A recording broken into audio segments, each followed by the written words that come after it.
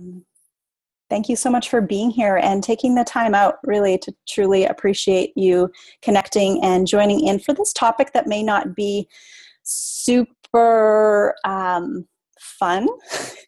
I think we're going to have fun together, but the topic itself, it's a little bit inward. We're going to be flipping the external to the internal to see what is there. And I think it's a really poignant and necessary conversation to have, as so many clients that I work with are suffering with depression, anxiety. You yourself, or you definitely will know someone very close to you that also has suffered or is suffering, being challenged with loss, with death, with grief, with heartache, with all forms of loss that we have. So my intention for this evening's webinar, the title being Navigating the Darkness, was to help, maybe not help, I don't really appreciate that word in the form of healing. Let me say my intention is to share with you simply part of my experiences, and hopefully some of that will assist you.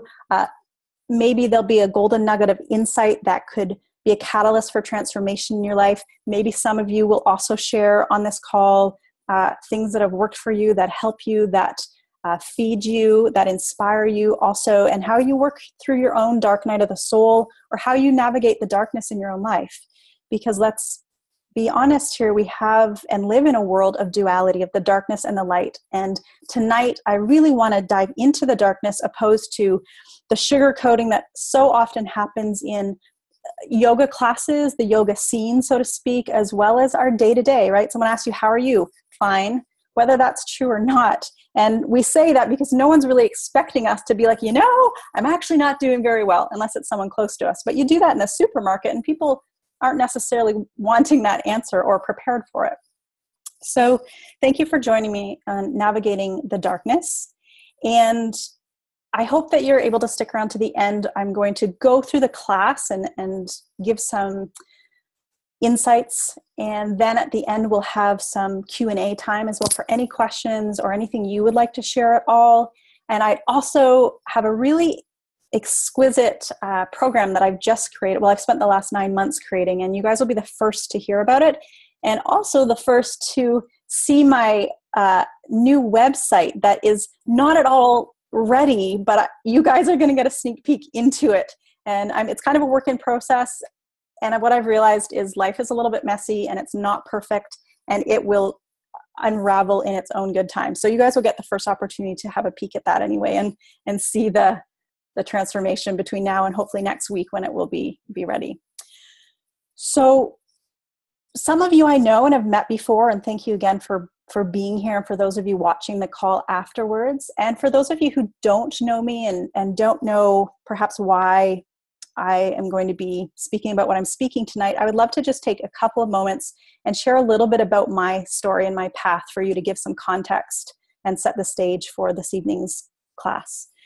So as many of you know, I'm an Ayurvedic practitioner, practicing in Vancouver, Canada, and also doing Skype sessions all over the world. And I'm a yoga teacher, and I started teaching yoga about 17 years ago after coming back from the Bihar School of Yoga in India and having a lot of deep transformation and experiences there that kind of rocked my world and my inner and outer environments.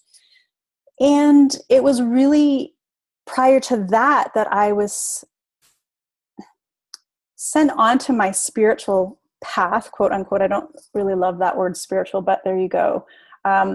After a dance injury, I was studying contemporary dance at Simon Fraser University, and really was just like, this was my dream. I want to do this, and got injured pretty early on. So that sent me off to travel, and ending up in India, and ended up at this ashram at the Bihar School of Yoga studying. I got my spiritual name, Madhuri, there. I was there for 6 months. I slept on a little wooden bed thing, and I cleaned toilets at 4 a.m. It was quite a great time. And then I kept taking students back to India over the years and assisting a Swami at some of his retreats there. And on one of my journeys there, I got extremely sick. Sick to the point where I got back to Canada eventually after traveling through Asia, realized I had gone from being able to dance, 6 hours a day to not being able to walk up a flight of stairs without being exhausted. Long story short, I went to the foreign disease specialist and they did all the tests. They finally came back and were like, well, there's nothing wrong with you at all. And that was the most devastating answer I could have heard. I just wanted to know, well, what's wrong? If there's a problem, then we'll fix it. And they couldn't. And that feeling of complete, helplessness is what sent me to study Ayurveda and figure out how I could heal myself. And I did. I used the principles, used the practices of Ayurveda, the herbs, the protocols, but it was a 7-year process. I was sick for over 7 years. The final piece of me healing, and I think it is still sort of a work in progress, but the final piece was me training in something called bioenergy healing, a form of energy work that I felt was the missing piece. The Ayurveda was great, but it was just that missing piece to really work on the pranamaya kosha, the energy body, and get the deep healing there. So very grateful for all of these systems of healing, of yoga, of Ayurveda, of bioenergy healing, of the tantric sciences, of the martial arts, of dance. Like, I really feel there's so much value in all of these beautiful art forms and sciences that I've been able to draw upon in my life. So all of this led to kind of where I am in my life right now. The real kind of deep inspiration for this topic of navigating the darkness was the loss of my partner, who died suddenly and tragically about 2.5 years ago. And it's been the last 2.5 years a very deep and painful process of peeling away layers, of feeling completely broken, of completely lost hope, and building all of that back up again. And that's the dark night of the soul that I've been through, or it feels like many in this lifetime, in various forms of loss. I've been divorced. I've had the illness I spoke to you about. I've had other different illnesses and just a lot of weird stuff happening. And the teaching, the learnings that I've been able to receive from these initiations, so to speak, have been very profound and not easy. It has not been at all easy, but I do believe that we're not thrown anything that we can't handle, and that there's a choice in it. And the choice is how we're going to deal with what life brings to us, or what is moving through our sphere at any given time. So essentially, how do we respond to life, and to especially the darkness as the darkness comes? And if we don't have a foundation, sometimes I wondered after my partner died, like, gosh, I feel like I wish I had a foundation of something. And I had some really good friends point out, like, you've just spent like almost the last 20 years meditating and doing yoga and these practices, and I don't know if they helped. People tell me that, yes, they've helped. Like, this is, amazing. And perhaps that's true. I don't know where I would be if I didn't have a willingness and a certain mindset to seek out the light, to expand, to evolve, to grow beyond the circumstance. So becoming bigger than the obstacles we face. So I also want to preface all of this in tonight's call with, I'm not a psychologist, I'm not a counselor. What I'm sharing with you is simply from my personal experience. So just take it all with a grain of salt and really take what resonates with you. This is a group call. So obviously in a group session, it's different than the communication we would have a one-on-one session. It just is. When I'm working with you one-on-one,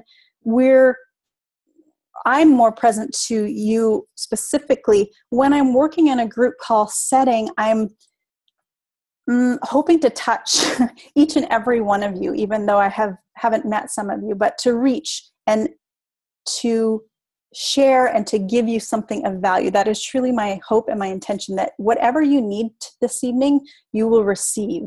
Whatever you need to hear, feel, see, that you will receive that in this class together this evening. So by the end of our time, as promised, here are the things that we're going to explore. So what to do or not do in the face of anxiety, grief, loss, anger, and depression. And I know that's a big, like those are all, each and every one of those categories are big. I get that. Number 2, the importance of the shadow side of ourself, the dark aspect of ourself, and how to work with the shadow. Number 3, why forgiveness isn't always what you need to do. Now, I know some of you are like, what? So just hold on, we'll get there. Number 4, the number 1 tool, and honestly, I feel like I'm alive today because of this tool, and I'm going to share it with you this evening. The number 1 tool that I use to move through the biggest nightmare of my life, and you can use it too. Anyone can use this, no matter where you're at in your life. Even if you're cruising and things are pretty good in your life, you too can use this tool that I just have found to be invaluable. And the 5th thing is how to be at peace with your past, no matter what has happened. I know some of you have been through trauma, through tragedy. Some of you will one day go through trauma or tragedy or great loss. This is the nature of our existence. So learning and creating a foundation and learning tools and practicing before the waves come is just like in Ayurveda, right? We work preventatively. That's ideal. Unfortunately, most of us aren't concerned about working preventatively because we don't know what is ahead. But we can use wherever we're at in our life right now, the small upsets, the small aggravations to do the work, to do the practice. So let's start off with number 1, what to do or not do in the face of anxiety, grief, loss, anger, and depression. So here's the thing. This is what I think is the most important, is to not suppress and not indulge. So you're dancing on that line. There's a fine line between suppressing what we're feeling. That's never going to be beneficial. We always want to feel the impulse, the sensation, whatever is arriving for us physically, mentally, emotionally. However, if we get caught in the loop of the story associated with the sensation in the body, with the emotion, if we get caught in this attachment of the story to that, we'll loop around and around and around. And that's anxiety, that's depression, is the loop. It's not the initial feeling or sensation that comes. So you don't want to suppress, but you also don't want to indulge. So if you have a hurt, or you have a frustration, if you have someone you feel has betrayed you or hurt you, that you have been holding on to for months, years, decades, you're in that loop. And that's okay, but you have to recognize you're in that loop first of all. And then if you want to get out of that loop, you need willingness. And without the willingness, well, you'll just stay in that loop. There has to be a willingness to move beyond, to see things differently, as A Course in Miracles would say. So what we have to practically do in the face of anxiety, of grief, of loss, of anger, of depression, essentially any sensation, any emotion that takes us out of our peace, that causes suffering, what we have to do first of all is feel it. And then coming into the body, come into the breath, because the breath is the bridge between the mind and the body, and it's connected to the nervous system. So breathing. And then what I like to do at that point is to label or acknowledge. So you can simply call out, like, I'm experiencing anxiety, I'm experiencing depression. It's not, I am depressed. So you're not taking that ownership.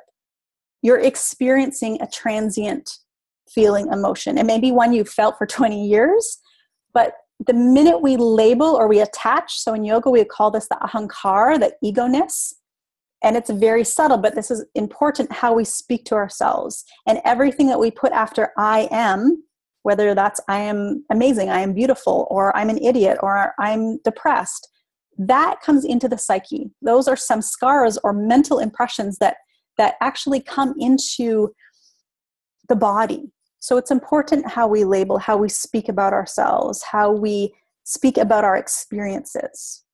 So depending where you are on the span of anxiety, of grief, of loss, of anger, of depression, if you're caught in the moment of that trigger, it's going to be very, very difficult to retract that. You can't.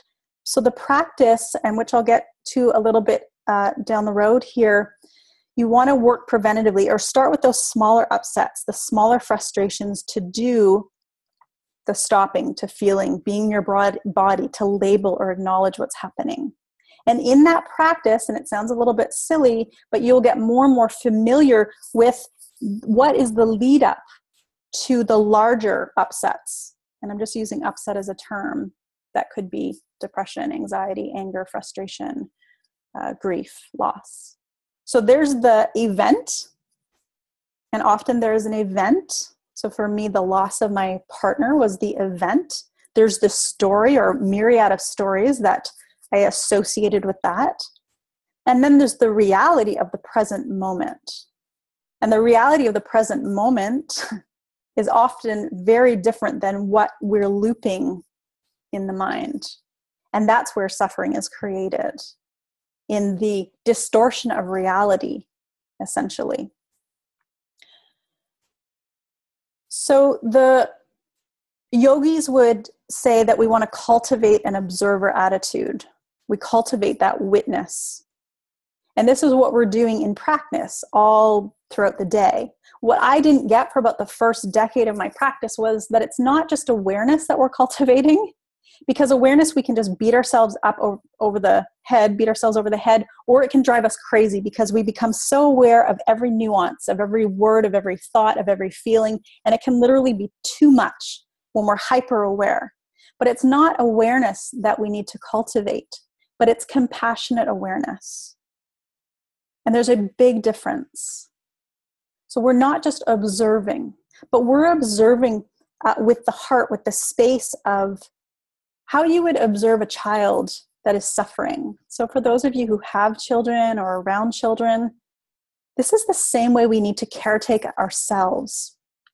Is every negative thought that we say about ourselves that eventually wears us down and down and down, that destroys the flow of prana, of energy through our body, that breaks things down a cellular level, that creates dis-ease, that every negative thought that is created and manifested over and over and over again through the nervous system, right? And we get that pulsation, and then it just becomes a habit, a way of thinking, and then that just becomes a way of being. And we think, oh, this is just who I am. I'm just depressed. And this is just who I am. I'm just anxious. Because we haven't separated the truth of who we are from the story, the loop that we're caught in. So the cultivation of that compassionate observer, that when we observe our negative, our judgment of ourself or another, that's not one more reason to beat ourselves up. But in the words of Matt Kahn, is like, love what arises. So whatever arises, the anger, the frustration, you don't have to love the anger, the depression, the grief, but love the one who's moving through it. Love the one who's having the most painful, awful experience. That's a big difference. You don't have to love that you're angry, but love the one who's moving through that experience. That alone can really transform your life in seeing that. Okay, number 2, the importance of the shadow. So the shadow, the dark aspect of self, how do we work with that? So life is duality, sun and moon, ha and ta, light and dark, day and night. Without the duality, without that contrast, then we're not provided with the beauty too, the joy. And most people don't let themselves go into the darkness, and they never really allow themselves to move into the light either. It's kind of, a lot of people just stay in that gray zone, the mediocrity of life, the how are you fine place. When you allow yourself to be broken open and to feel and to be present with that tender heart of that wounded place, that hurt place deep inside, when you allow yourself to be present with that, you're giving yourself permission to move into greater stages, phases, experiences of joy, of lightness, of appreciation, of happiness, of contentment. So that bandwidth expands on both ends. And then there's the conscious choice of, well, where do we want to stay? And then if you want to stay in destructive energy, that darkness, you can. It's not wrong or bad. It's just a different experience. in the quality and that energy of destruction than being in the energy of creation. So you're either in creation energy or destruction energy, or stagnant, which may even be a worse place to be. So you can ask yourself and reflect on that. Am I in constructive energy or destructive energy right now? Is this thought constructive or destructive? Is this emotion constructive or destructive? I like that because it's just very simply looking at it. No judgment. Just, is this energy constructive or destructive? Take the judgment out. We're all human. We're all moving through a myriad of emotions, every hour of the day, for goodness sake, right? We're not stationary. We're not this. There is that equanimous through line that we can cultivate and deepen so that we can come home faster. And what I mean by home is come to that stillness, come to that peace inside. But if we don't have that foundation, if we haven't cultivated that ease and that peace, if we don't know that experience, it's very hard to come back to it. So when the going is good, when you're in the flow of your life, when things are great, that's the time to practice. Because if you wait until the world crumbles around you, it will be very difficult to tap into this. But if you've been practicing, then you have something like a little string, a little thread to hold on to. So it's important that we do ride these waves as humans, but that we don't become a slave to the wave, that we don't believe in totality our thoughts, our emotions, even our own beliefs. And think of something that you believed 10 years ago, a belief about food, about health, about relationships, about you name it. A belief is just a belief. It's going to change. And hopefully it will, right? Hopefully we'll have different beliefs in 10 years' time, in 20 years' time, because we're evolving as humans, as a society, as a culture, right? How long ago was it that doctors were smoking in their own office? And now, could you imagine walking into a doctor's office and they light up a cigarette? Maybe I should do that in my Ayurveda practice. See what happens.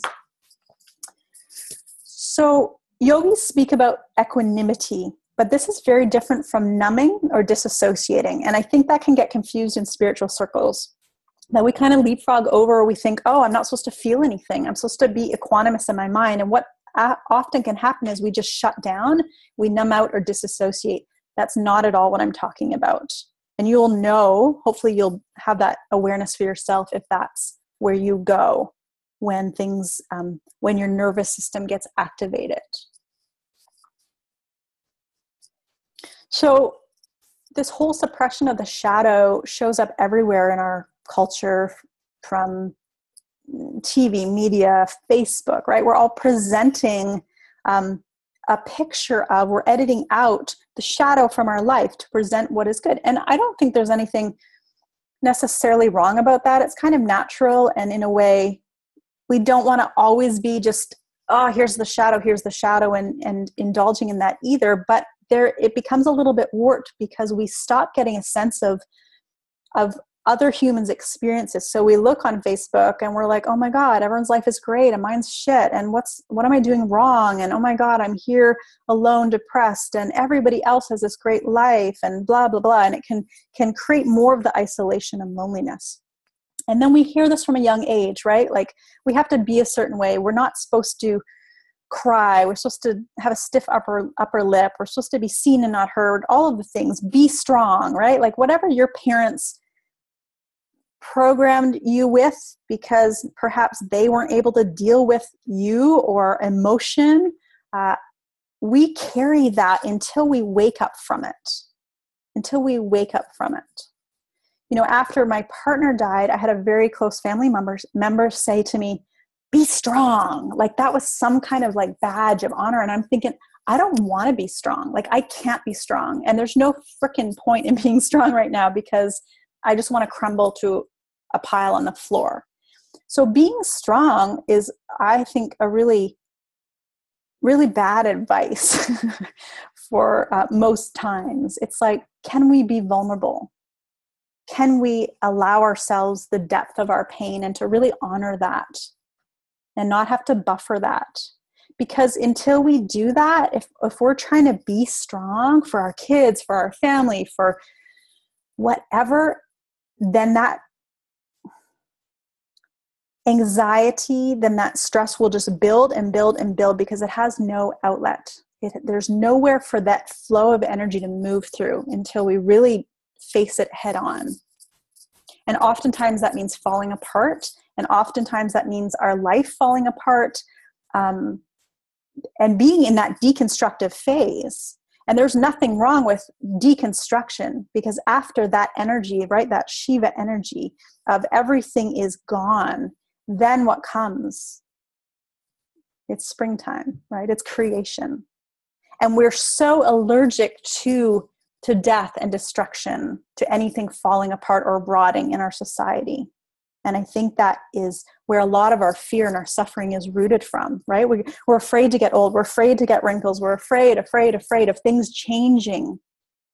And as we all know, the only thing we can count on is that things are going to change. Everything is going to change. So the acceptance of our shadow, I think this is what I want to leave you with on this topic of the shadow, is the acceptance, maybe even the celebration of our shadow, like owning it, owning the fullness of your human experience, that you're not just nice and pretty and kind, that there's a deep, dark well inside of you. And there's a lot of power there. And when that energy can be channeled, then this is transformation.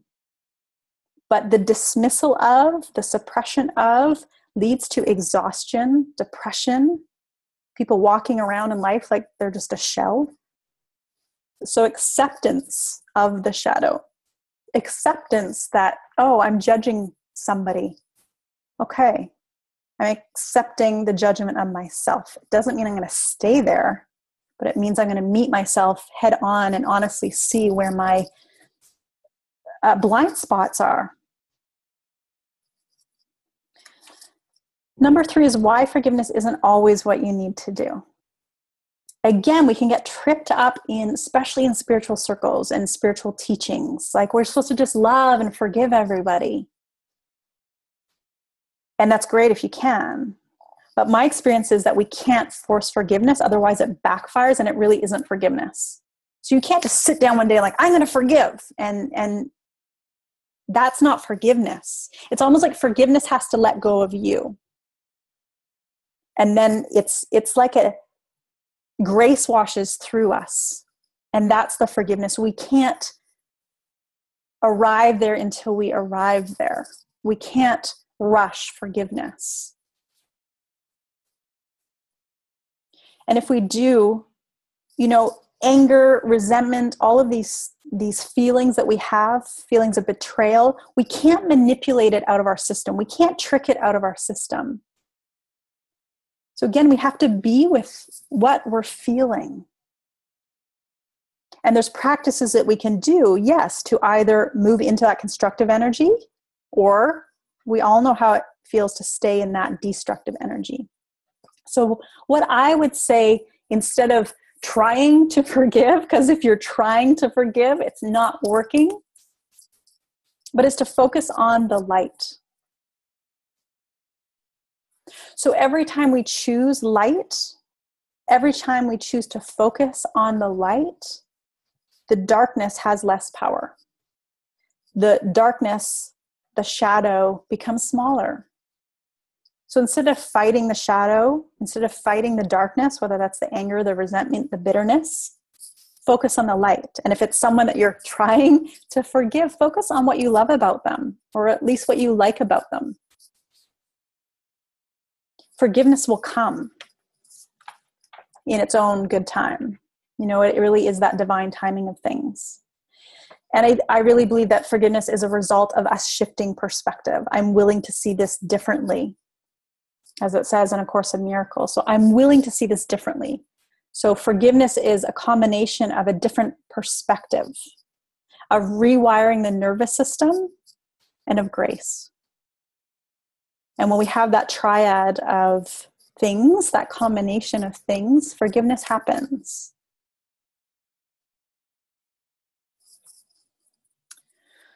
So now we come to the most valuable tool that I've used in my life to heal my nervous system. You'll hear me talk. I talk a lot about the nervous system. I talk a lot about this in my Ayurvedic practice. I talk a lot about this in my Ayurvedic yoga teacher training, because our nervous system is really the gauge, the barometer of what's going on, what those old habitual patterns are that most of us are operating from on a day-to-day basis. We're operating from a conditioned, patterned way that the nervous system has been imprinted, and often it's in a state of, maybe it's just subtle, but that subtle fight or flight response, that subtle state of background anxiety, that subtle state of depression. But that programming of the nervous system can be reworked, absolutely can be reworked. And I say this because I have reworked my nervous system, or I would say it's constantly a work in progress, as different things move into our life, how we respond to them, how they impact us. Then we get a gauge of where we're at. In yoga, this is called, when we're working on changing negative thinking, in yoga, this is called Pratipaksha Bhavana. So this is when we're essentially reprogramming the neural pathways. And I'm going to give you kind of the Coles Notes version of this evening. I did a talk at Wanderlust Speakeasy that's on YouTube and on my website, that you can go and watch that 20-minute video if you're interested in more details about this. And also at the end of our class tonight, I will tell you about an opportunity about working with me, where we will go do a deep dive into this specific tool so that you can really get it, not as theory, not as, oh, this is a nice idea, oh, that sounds nice, let me make a note of that, but on how can I apply this and implement this in my life so I have the embodiment and the tool that will last me my whole life. So when we're working with the nadis, the channels, the srotas, even, we're clearing out space in these channels of the body. And when space is blocked, when prana or energy is blocked in the body, we'll get pain, we'll get dis-ease. And in the mental, in manas, in the mental channels, if there's blockage there, or a cloudiness or a heaviness, then this channel, this pathway that the mind moves through will be distorted. Which for many of us it is, we're not seeing reality. We're not seeing through clear eyes. We're seeing through our distorted, programmed ahankar or ego. So there will always be suffering there. And what I like about this technique is it's a doorway, it's a pathway out of suffering, and it's simple. So the essence of this technique is to take whatever thought is creating suffering for you. So you take that thought, you can even think of one right now, maybe just something not the biggest issue in your life, but some small irritation or frustration. Just think of that. You can even write that down right now, and write it down how you hear it in your head, how you hear it in your mind. And the key here is to find a thought that feels a little bit better. So we're not doing the whole positive affirmation thing where we pretend that everything's okay when it's not. There is a time and a place for sankalpa, for affirmation, but typically it doesn't work, because we're like, my life is great, and really we're thinking my life is shit, or like I'm going through hell. And so we're not energetically aligned with the affirmation. So for affirmations to work, we have to be in the vicinity of that energy to amplify that. So instead of jumping from being in a place of frustration, of pain, of disempowerment, of boredom, of anger, and to jumping and pretending that life is okay, what I propose to you is to just make that 2-degree shift. So you're finding a thought that feels a little bit better. And if you can't find a thought that feels a little bit better, it doesn't have to be on the same topic, especially if it's a really sticky topic or a really difficult topic. That in that case, you just go to a general thought. Maybe you have a cat that you love, or children that delight you, or a great grandmother that brings you joy. So when you go general, you can think about anything that is real and true for you that brings you great happiness. So how I did this in my life, after my partner's death, like the night times were the hardest and the most excruciating, and I would lie down in bed, and that's when just like the torment of nightmarish thoughts would return and be very present. And so what I would have to do is go general. And so my general thoughts were something like this, like I'm lying in a comfortable bed and I have a duvet cover on top of me, and my head is lying on this pillow. So it's bringing me into present moment reality. Now, maybe about 1 second later, I would be back in that loop. So my practice was moment to moment awareness of returning to reality. And what this did over time, it's shifted my energy back to a place of thriving and out of that place of suffering. Now, it's a practice. It's very simple, but it's not necessarily easy, and you have to have willingness. Most people don't have the dire need to practice this because maybe you're going through your life, maybe you got a little anxiety, maybe a little depression, but is your desire for freedom stronger? For me, my desire was, it was life or death. It was like, I either do this or I don't want to be here anymore. And I did this practice over and over and over again for months, for years, until the new neural pathways were established. Now, for you, it probably won't take that amount of time if you're willing, because there's not a trauma perhaps that's like right in your face that you're having to move through in real time. So you find a better feeling thought than the one you just had. And even if you're feeling great in your life, so even in this moment, if you're like, wow, I feel pretty good, feel better. Take it to the next level. How could you feel even better in the space of your mind? So thoughts are created to are linked to our feelings and our experiences. So finding a better feeling thought, if you can't, you just go general. You find something that you can truly appreciate. Something, anything that you can truly, often I'll look to nature. I'll just look out the window, be like, wow, that tree is really beautiful. And how that sunlight is moving onto the leaves of that tree is really gorgeous. And that green is exquisite in those leaves. And oh, look at that. And then you find yourself off in a different direction. And you'll find yourself moving in that constructive phase. And then again, what will happen? You get pulled back into the loop because it's practiced.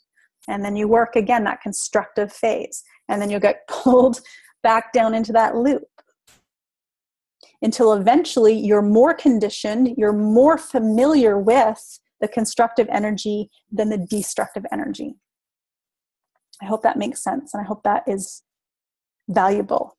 And honestly, if you take that one tool, it will change your life if you use it. If not, it's just a nice little thing we talked about tonight, and that's fine. But if you're really wanting to move into a place of freedom in your life, then do it. Or contact me and I can move you through this process. So the fifth topic that I wanted to discuss was how to be at peace with your past, no matter what has happened. As I was just mentioned, the willingness to move beyond is, I think, one of the most important things. You see people that have been through horrendous things in their life. Two people could go through the same experience, and one of them will move on and have a great life, and the other person will wither and die and ruminate about it for the next 40 years. So what is it really, that allows us to have a different experience of our life, no matter what has happened? And it really is a choice. And until we see that we have a choice, till we see that we're empowered internally from our own perceptions, our own mental and emotional constructs, then we're in the state of victimhood. And that can be a very compelling place to stay. All of these states, anger, depression, anxiety, grief, loss, they can all be very compelling. So the willingness for freedom has to be more interesting to you. Not just from, oh yeah, of course I want to be free. Sure, we all do. But what are the steps you're taking.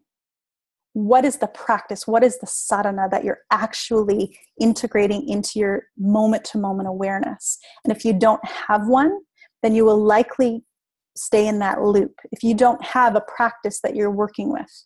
In my teacher training, a lot of my Ayurvedic yoga teacher training is self-mastery for these teachers so that they can be leaders in their classes and in their communities instead of just another yoga teacher. God only knows we don't need another yoga teacher. But what we do need really are leaders, are people that are embodied, that aren't just standing at the front of yoga class saying all the pretty nice things about breathing and being in your body and blah, blah, blah, blah, blah. We've all heard it a million times. Who cares? What we need are people that have embodied the teachings, not that have recited the teachings, that can parrot the teachings, but people that in their life are doing the practice. And until we get really honest with ourselves about how we're relating to our own mind and emotions and our own beliefs and our past and our history, and if we're stuck in that past and looping around, we will not be free. And here's the catch, right? We can't force forgiveness. We can't force freedom. But grace will come and release us through the moment-to-moment awareness and practice, through loving kindness to ourselves and others. So I really believe that how we can be at peace is understanding and really getting that our soul is bigger than the circumstance. Whatever you have been through in this life, however horrendous it may have been, your soul is bigger than that experience. Otherwise, you would not be here. You would not have lived through what you've been through. But until we can see that, often the experience will overwhelm us. Often the situation or circumstance can feel too much.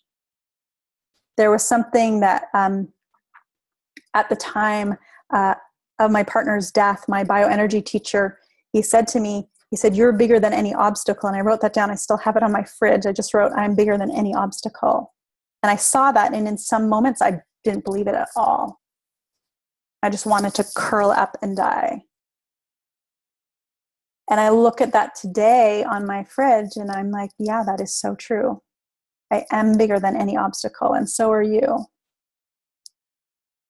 You are so much bigger than your life circumstance and your life situation and your daily stresses and struggles. So connecting at a soul level, connecting into the brilliance of who you are, the energy, the infinite power and potential that is within you, connecting to that is the miracle. And connecting to that is the truth of who you are, and that is what will lift you up and carry you through your life. Not staying focused on what happened or what didn't happen or the situation.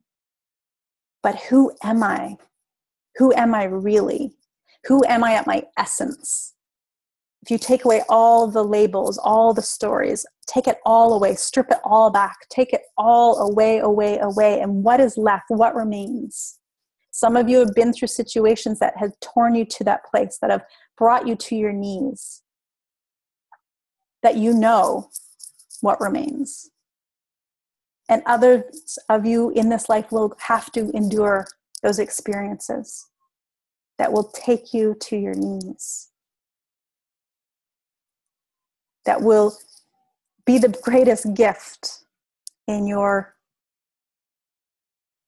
awakening of yourself into that true relationship of knowing who you are when all of it's taken from you.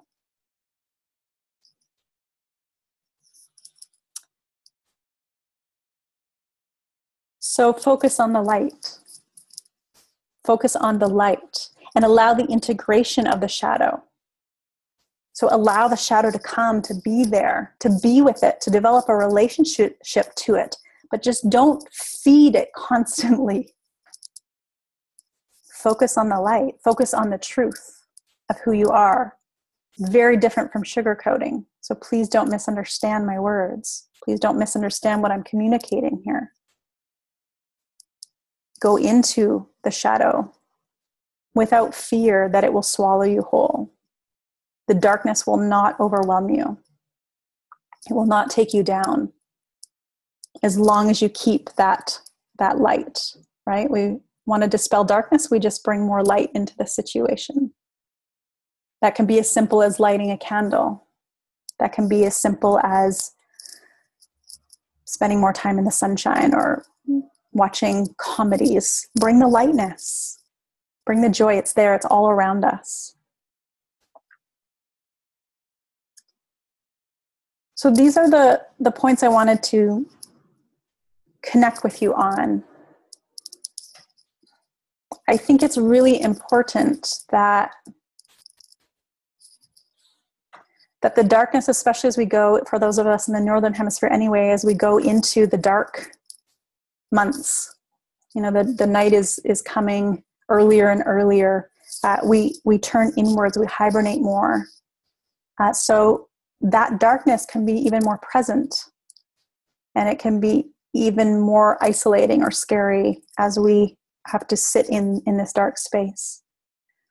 But I'd love to share an opportunity that I have for you. If this kind of exploration intrigues you, if you're really ready to be free in your life, whether that's physically free, if you're dealing with symptoms or health issues, mentally or emotionally free, what I've done is essentially take the last 20 years of my life's work, and I've created a program, a 3-month mentorship program, and it's going to be online. It's going to be a small group for people that are really ready. And it's going to be a merging of Ayurveda. So the first month we really focus on, not solely, but we focus on the physical body through the lens of Ayurveda, of getting the physical body, your container, into a really healthy and really vibrant place.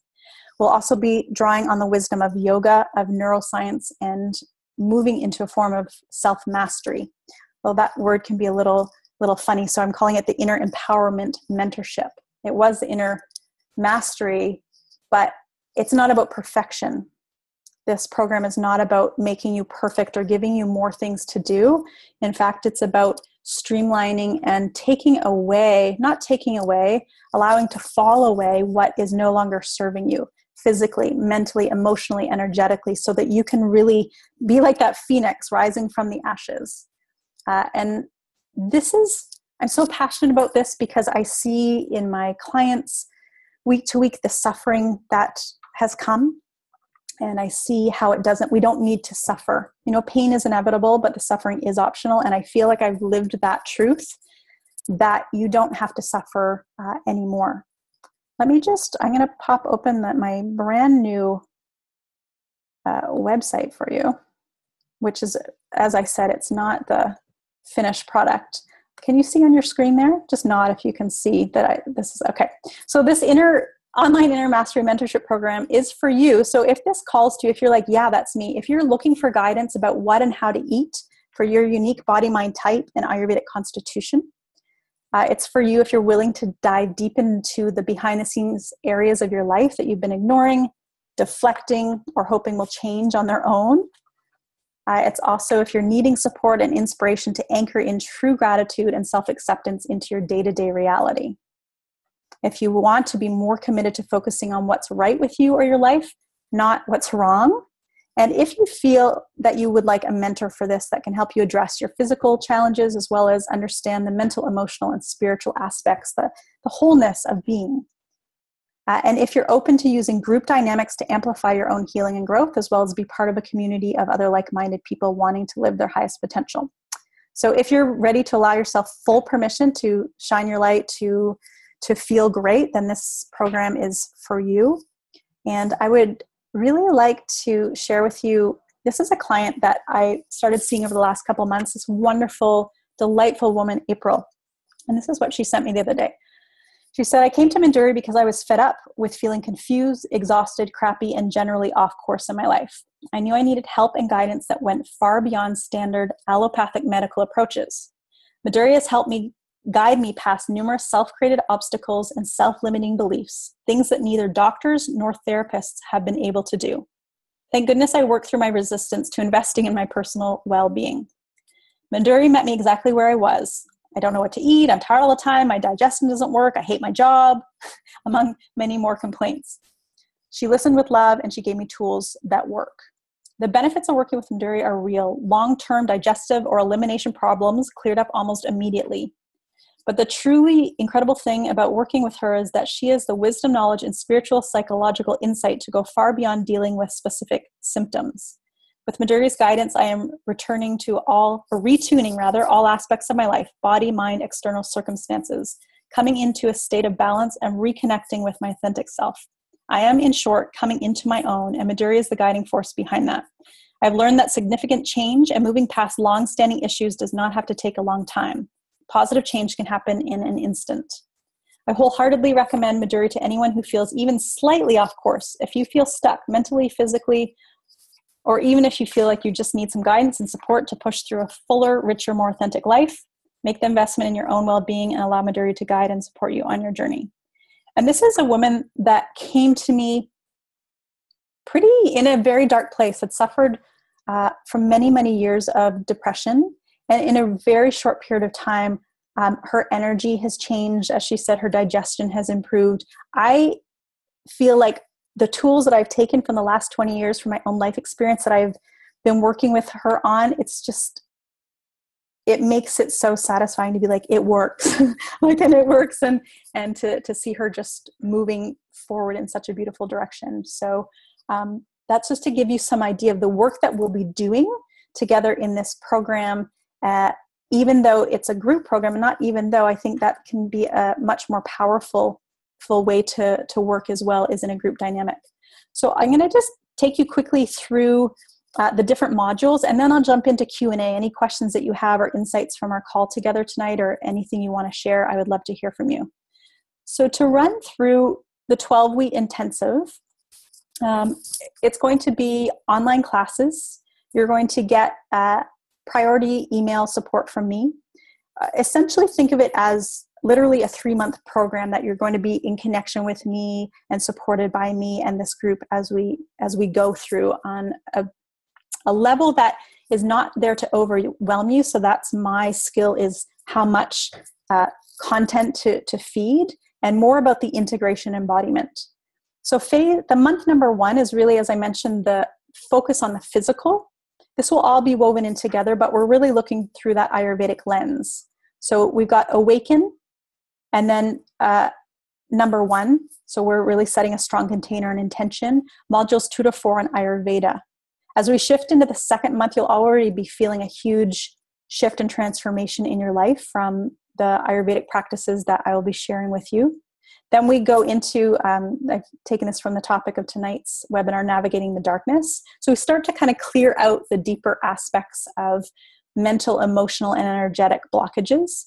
Clearing blame, resentment, and victimhood. Wouldn't that be nice? Energy medicine, something I'm very passionate about and will teach you how to work with. And then we have an integration module to make sure that we're all really cohesive.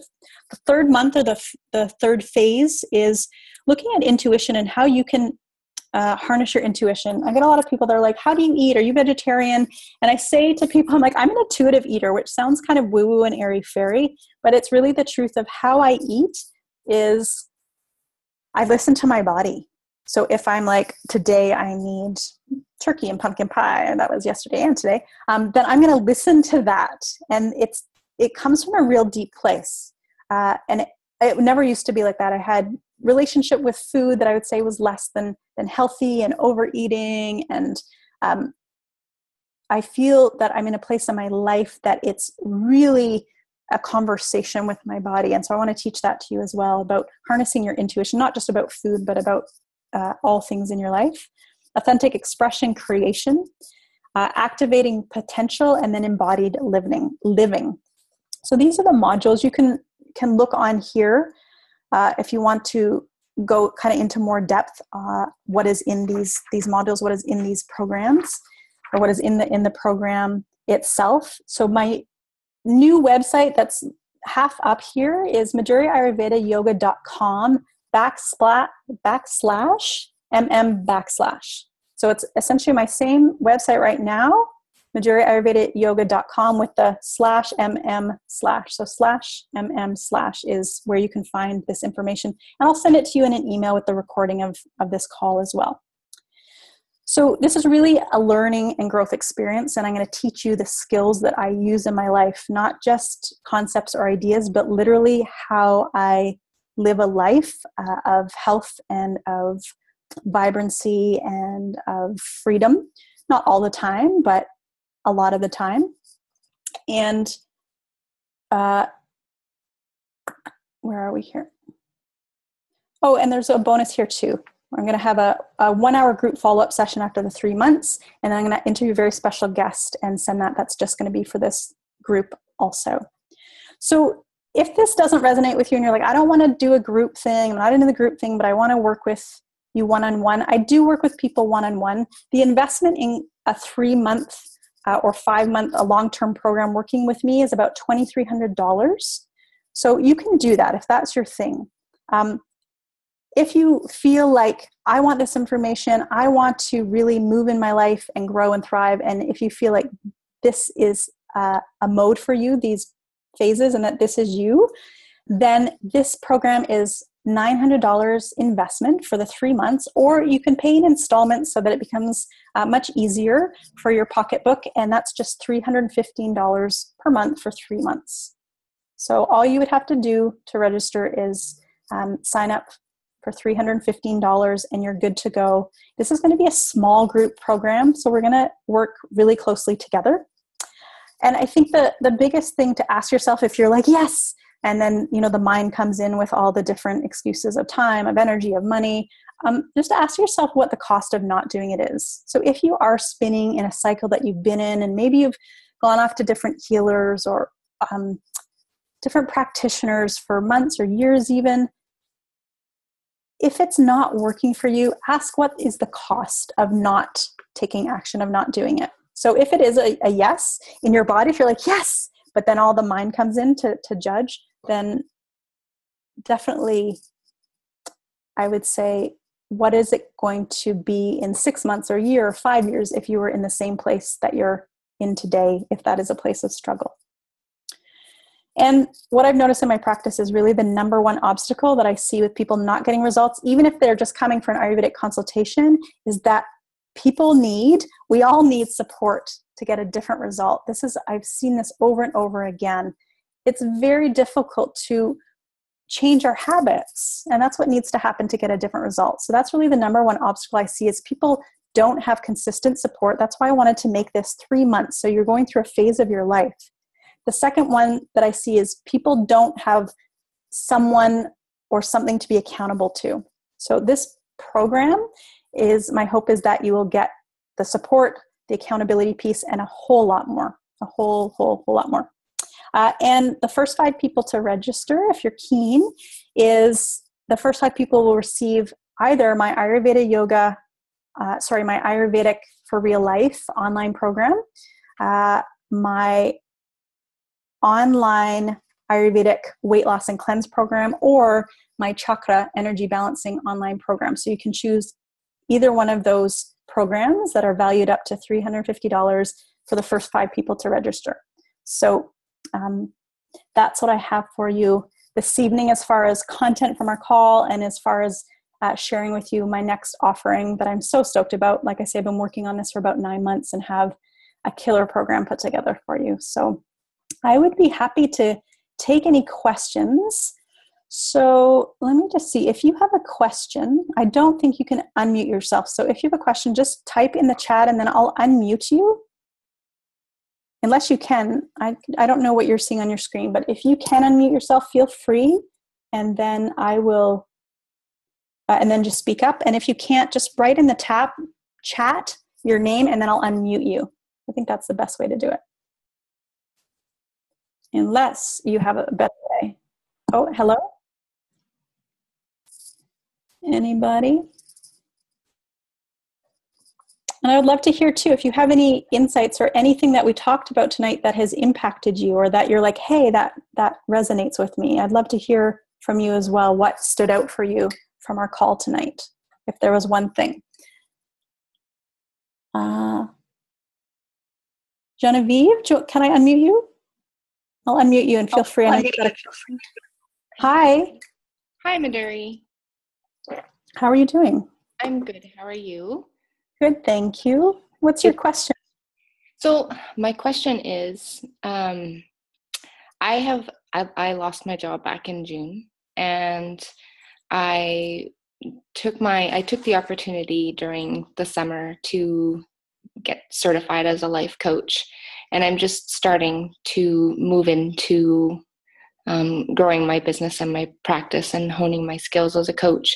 And I spent the summer really regaining self-confidence and breaking up with urgency and feeling as though, feeling lost and feeling like I didn't have a sense of purpose and feeling like I needed to hurry up and get a job. And that maybe I was making the wrong choice to move into a different career path because I spent 11 years moving into the one that I was currently in. And through a talk that was done by Megan Monahan at Wanderlust as well, on meditation, I really started to, come to believe before Wanderlust that meditation was going to be the catalyst in really solidifying that shift for me in a positive direction and, gaining my new sense of purpose and my belief in self and where I was going and my journey. And so I've been doing Gabby Bernstein's May Cause Miracles. I am at day 22 and also a meditation challenge. So, with yoga teacher training, I went really deep. With my coach training, I went really, really deep, and I learned a lot about myself in both of those processes. And I signed up for a course, a 6-month course, to work with a business coach to learn how to move into this new realm, this new journey. And it was a really big deal to invest that money. So it was a lot. And it was very scary. And at the same time, I was offered a business proposal to go into business with someone to start something new and unique in the community in my current field. And so when that happened, after I had already kind of made the choice that I was going to make this investment in myself and my new path, and meditating on a regular basis, morning and night, for almost 3 weeks now, all of a sudden I've had this extreme emotional shift. And I apologize that this is taking a long time to explain, but a very extreme emotional shift of extreme,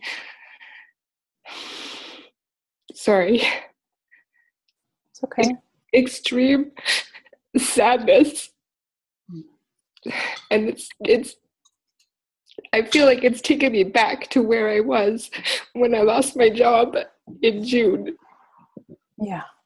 And I went for a run on Friday because I really don't understand where this is really coming from, because I really was in a very unique place for myself before I made the decision to make that investment, and before I started this regular meditation. And I did May Cause Miracles because I thought it would be beneficial in working with my clients in the future. Mm-hmm.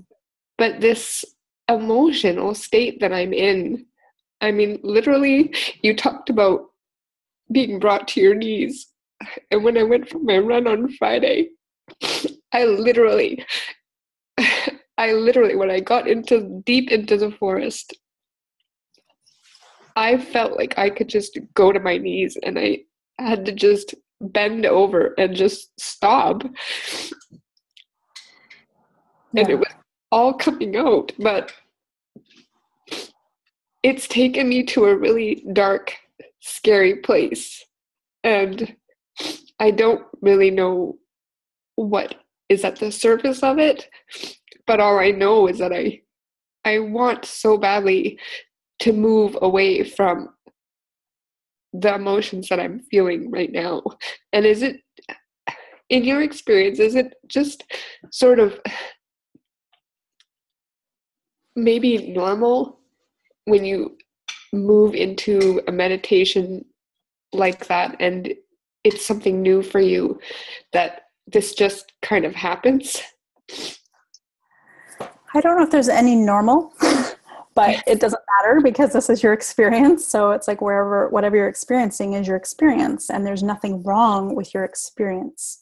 And this is where it does get sticky when we move into these dark nights of the soul, or move them through periods of darkness. If we don't have a guide to help us navigate through these periods, it can be very discombobulating. It can even feel like we're dying, like, because on some level the ego is very threatened, and parts of us may be dying, but it can feel so overwhelming at times. So it's really important not to run away. As you said, I just want to move away from what you're feeling. And that's important, that you don't move away from what you're feeling. But at the same time, unless you have that support and that guidance, it can be a very frightening place. So meditation can definitely bring up things. And I was speaking at the National Ayurvedic Medical Association conference the other year, and it's giving a talk to a whole room of Ayurvedic practitioners and doctors. And I was saying that meditation isn't appropriate all the time. And one woman was like, she was just offended, and meditation is good all the time for everybody. And I was like, I don't think so. It literally took me probably till about 6 months ago to start meditating again. After my partner died, I was like, I mean, initially I couldn't even sit still. I couldn't be with my mind. It was so traumatic and so painful that to sit and meditate would have amplified that to a very disturbing and very unhealthy degree. So I think it's also, knowing what we're at, and because I don't know you and we're just speaking here, definitely not giving advice to follow if it doesn't feel right for you, Genevieve, but meditation may or may not be the thing that you need in this moment. Yeah, I get that. Yeah. I think definitely having a space where you can be held metaphorically, psychically, energetically, is really important for you to move through the transition and through this process that you're going through. And reaching out, not cutting off from people, and making sure that you do have support is essential, that you don't get swallowed into the darkness. Yep, that's what I'm really trying to make sure that I don't get swallowed into the darkness. I've been trying over this past weekend to just move into, I forgive myself for having this thought, and I choose another thought. I choose love instead, and just, I really don't know what else to say in that moment. I need to be able to get out of bed in the morning. Yeah. Do you know the Ho'oponopono prayer? No, I don't. So it's a really beautiful prayer and mantra, and I'll take us all through it right now. So feel free to put your hands on your heart, and you can close your eyes wherever you are. Take a couple of deep breaths. And you can just mentally repeat this mantra within your own mind. It's very simple. The mantra is, I'm sorry. Please forgive me. Thank you. I love you. I'm sorry. Please forgive me. Thank you. I love you. I'm sorry. Please forgive me. Thank you. I love you. So staying in this mantra, staying in this state I would say if you're going to do meditation right now, I would just do this mantra for like 5 minutes a day. That would be my recommendation. I don't know what kind of meditation you're doing, but if it's anything that isn't a heart meditation, then I would avoid it right now. Yes, thank you. And I am aware of that meditation. I just didn't know what it was called because I've heard you say it before.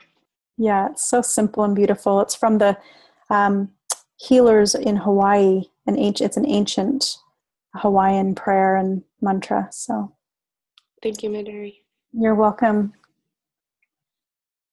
I have a question typed in from Joanne Maduri about authenticity. I'm an optimist and pretty good about the positive self-talk, but would welcome guidance to explore the shadow and work through that in a healthy way. Does this sound like it could be covered within the scope of your course? Absolutely. Yeah, we're going to definitely be diving into the shadow in the course and how to work with it and give you actual tools. We've given you tools this evening, but through the context of the program, you're going to have the support to implement them and that continual check-in and, hey, is this working? What's going on? What's not working? What's coming up in your life? Because as we move through a period of 3 months, life is still happening. And that's what I like about it, right? Is that life is happening and you get to weave in these new tools. So yeah, exploring the shadow and work through that in a healthy way. Yes, definitely. That's what we're going to be focusing on and part of this program, Joanne. And if you have more questions, feel free to email me. And I'm happy if any of you are interested in doing the course, but have a couple more questions or want to have a phone conversation about it, then I'm happy to connect with you that way as well. So any other questions or insights, anything that you'd like to share that really stood out for you from this evening? What was most helpful? So you can just type your name in the chat and then I'll unmute you. And if not, I know we've gone over time and I apologize for taking a little bit longer. Kelly, you're awesome, Maduri. Thank you. You're so welcome. Amy, thanks, Maduri. It's given me some food for thought. Great to see you and hear you. Thank you, Amy. So good to see you guys who've come out on the video, and so wonderful to spend some time with you this evening. I will send you the recording of this call if you want to go back and readdress any of the sections that we talked about, the 5 sections, and listen to it again. I really encourage you. I kind of went through a whole lot of information actually, and a whole lot of content of years and years of things that I've discovered. So I do encourage you to go back and listen again and listen with fresh ears to things and just take one thing. Just take one thing that stood out for you and work with it, use it. And that's really how transformation happens, is the daily consistent use of something, not just the idea of it. But if there's no final questions or comments, then I will leave you there. And again, I appreciate you and your beautiful faces showing up here. And I look forward to connecting with you. Feel free to drop me an email anytime. Let me know if there's certain topics you're interested in for webinars, or I'm happy to definitely create webinars on various topics if there's a lot of interest in them. So feel free to reach out to me. And my new website will be coming, I hear, within the week. So keep posted. And I gave you that link to kind of take a quick peek at the half done one. We've still got some work on that to do, but it's maduriayurvedayoga.com/mm/. So that's how you can sign up for the program. And that's how you can kind of look at where the new website is going. All right. Well, lots of love to you guys, and take care. I hope this has been of great value for you in your life and for moving forward. Lots of love. Bye. Good night.